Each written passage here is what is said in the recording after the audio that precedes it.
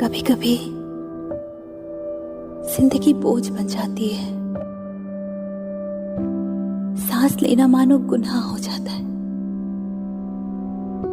जिंदा लाश की तरह जीना किसे कहते हैं, ये कोई मुझसे पूछे। मैं सिमरन,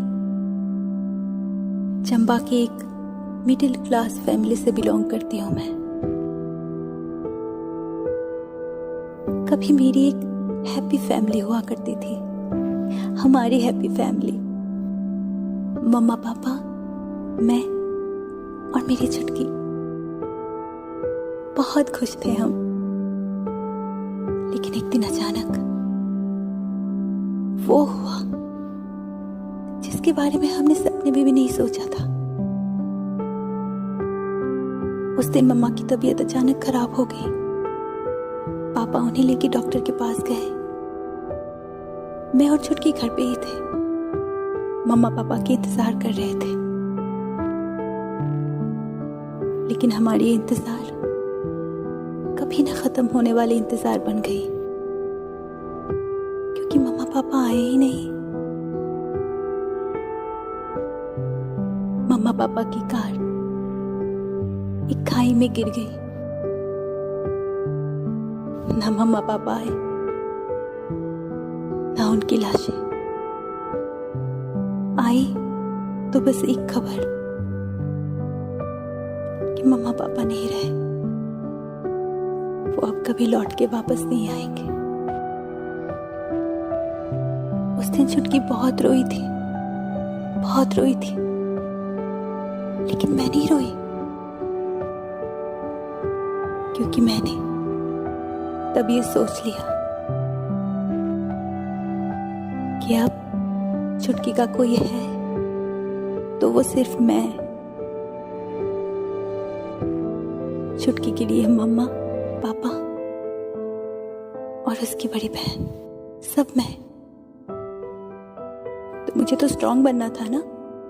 बन गई स्ट्रांग, शायद बहुत स्ट्रांग। घर की जरूरतें, छुटकी के फ्यूचर के बारे में सोच के, उसकी पढ़ाई, ये सब सोच के मैंने एक जॉब कर लिया। दिन रात काम में डूबी रहती मैं। तब सिर्फ यही धुन सवार था मेरे सर पे। छुटकी की सारी जरूरतें पूरी करनी है, मम्मा का सपना पूरा करना है।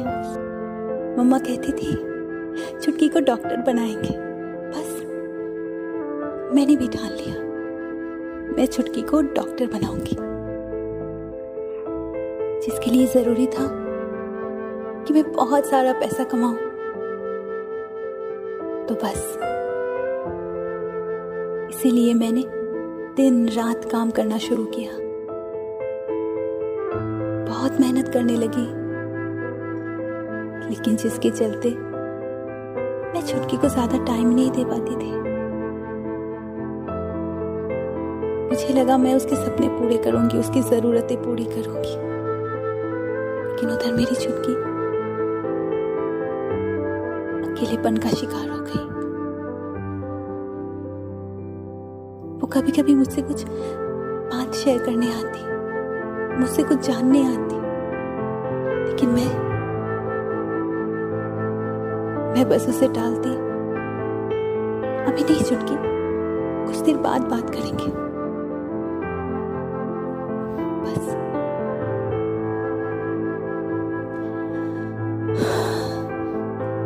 आज सोचती हूँ तो अपने आप को बहुत गुनहगार पाती हूँ। अगर मैंने छुटकी को थोड़ा सा टाइम दिया होता तो शायद वो ना होता जो आज हुआ। घर के खर्चे, छुटकी की पढ़ाई, उसकी जरूरतें, बस यही सब सोचती रही मैं। ये नहीं सोचा कि उसे मेरी जरूरत थी। उसे अपनी बड़ी बहन की जरूरत थी। बड़ी बहन में एक बेस्ट फ्रेंड की जरूरत थी। लेकिन मैंने क्या किया? बस अपनी रिस्पॉन्सिबिलिटीज निभाती गई, मम्मा पापा बनने की रिस्पॉन्सिबिलिटी। मूवीज देखने का बहुत शौक था मेरी छुटकी को।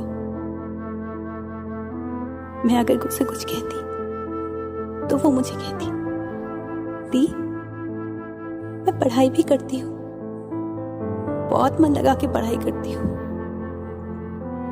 मुझे डॉक्टर बनना है, तुम्हारा और मम्मा का सपना पूरा करना है। लेकिन पूरा दिन कौन पढ़ता है, तुम भी नहीं होती हो मेरे पास, मैं किससे बात करूं?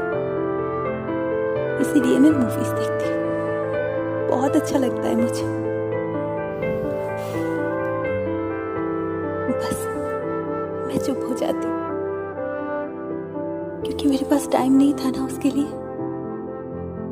बहुत सारे काम जो करने थे मुझे, बहुत सारे पैसे जो कमाने थे। मूवीज देख देख के मूवी के ही किसी कैरेक्टर को वो अपना बेस्ट फ्रेंड मान चुकी थी। एक दिन मैंने उसे पार्क में देखा, अकेले में वो बात कर रही थी, हंस रही थी, जैसे वो किसी और के साथ बात कर रही हो। लेकिन वहां मैंने किसी और को देखा ही नहीं। जब मैंने उससे पूछा कि छुटकी तो किससे बात कर रही है, तो उसने मुझसे कहा कि दी राहुल है। जब मैंने उससे पूछा राहुल कौन, तो उसने कहा कि राहुल उसका बेस्ट फ्रेंड है, जबकि मुझे वहां कोई दिखा ही नहीं था। लेकिन मुझे लगा शायद मेरी गलतफहमी है,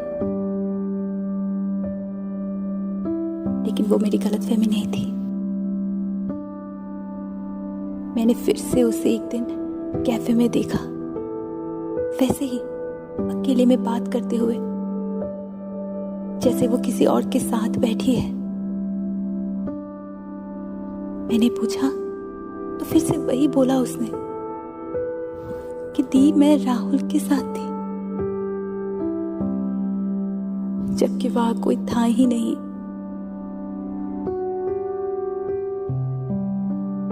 फिर मैंने नोटिस किया छुटकी का बिहेवियर नॉर्मल नहीं था। वो काफी टाइम ऐसे ही बोलती कि वो राहुल के साथ है, राहुल के साथ बात कर रही है, जबकि राहुल कोई था ही नहीं। ये मैंने देखा था। जब भी वो कहती वो राहुल के साथ है, तब राहुल था ही नहीं, राहुल होता ही नहीं था उसके साथ।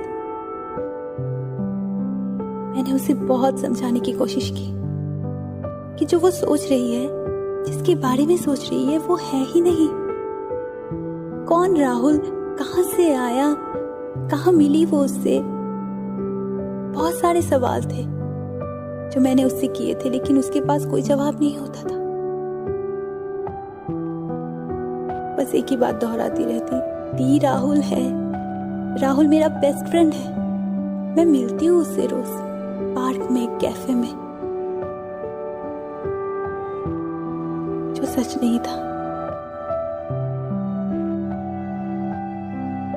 कल्पना में जीने लगी थी मेरी बच्ची। फिर मैंने डॉक्टर से बात की, डॉक्टर से कंसल्ट किया। डॉक्टर ने सब कुछ सुन के मुझे यही कहा, she is living in a dream world. Dissociative disorder है मेरी छुटकी को। ये सुन के पैरों तले जमीन खिसक गया मेरा। फिर डॉक्टर ने कहा कि उसे इस ड्रीम वर्ल्ड से बाहर लाना होगा, सच्चाई का सामना कराना होगा, उसे ये समझाना होगा कि राहुल नाम का कोई है ही नहीं। इसके लिए जरूरी है कि उसके सामने ये बहुत सारे ये सवाल उसके दिमाग में डाले जाए कि राहुल से वो कहाँ मिली, राहुल का घर कहाँ है, उसका कांटेक्ट नंबर क्या है। मैंने बात किया छुटकी से, उससे पूछे ये सारे सवाल, उसे समझाने की कोशिश की। लेकिन वो मुझे नहीं समझ पाई। उसे लगने लगा कि मैं उसे पागल समझ रही हूँ। मेरी छुटकी को ये लगने लगा मैं उसे पागल समझ रही हूँ।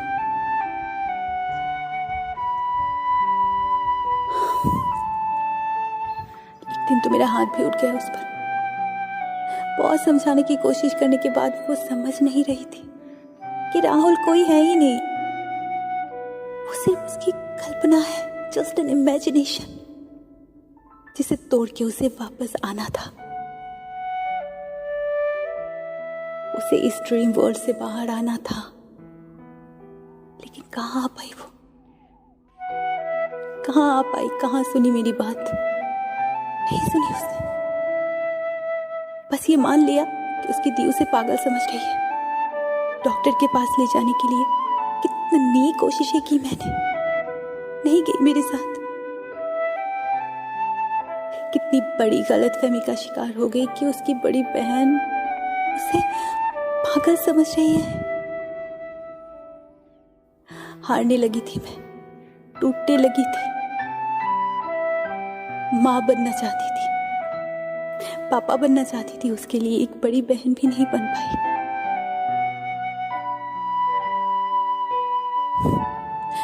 बहुत कोशिशों के बाद भी मैं छुटकी को ये समझा ही नहीं पाई कि वो पागल नहीं है, बस एक डिसऑर्डर है, एक छोटी सी बीमारी है, एक छोटी सी गलतफहमी है, जिसे तोड़ के वो सच्चाई का सामना कर सकती है। बस एक कोशिश।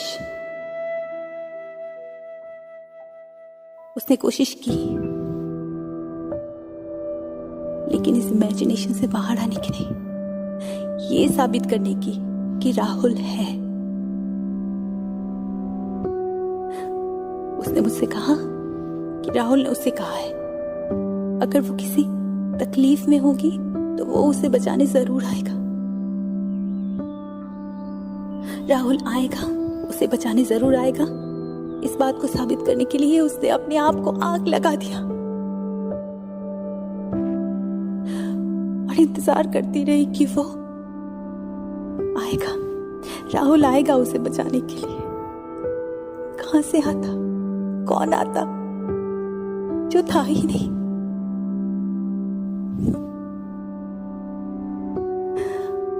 जल गई मेरी छुटकी, मेरे सामने जल गई, आग में जल के राख हो गई। मैं कुछ नहीं कर पाई, लेकिन आखिरी शब्द उसके यही थे, थी, तुम सही थी, राहुल नहीं है, नहीं आया वो। जिसके इंतजार में मेरी छुटकी चली गई, मेरी आंखों के सामने सब खत्म हो गया।